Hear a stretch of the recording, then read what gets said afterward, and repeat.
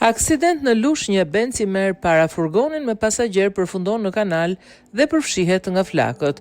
Një aksident ka ndodhur rreth orës 3:30 të mëngjesit në autostradën Fier-Lushnjë pranë vend pushimit të njohur të shoferëve. Në ngjarje u përfshi një automjet tip Benz dhe një furgon udhëtarësh duke shkaktuar disa të plagosur mes tyre dhe 2 persona në gjendje të rëndë.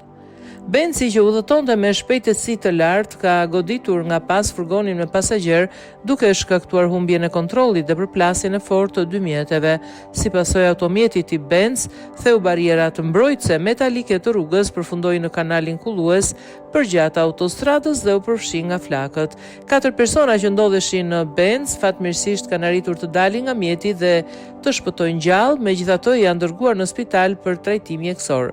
Furgoni që po udhëtonte drejt aeroportit të Rinasit me 7 pasagjer ka përfunduar disa qindra metra më tej nga vendi i përplasjes. Të gjithë udhëtarët kanë marrë lëndime ndërsa 2 prej tyre ndodhen në gjendje të rëndë në spitalin rajonal të Lushnjës.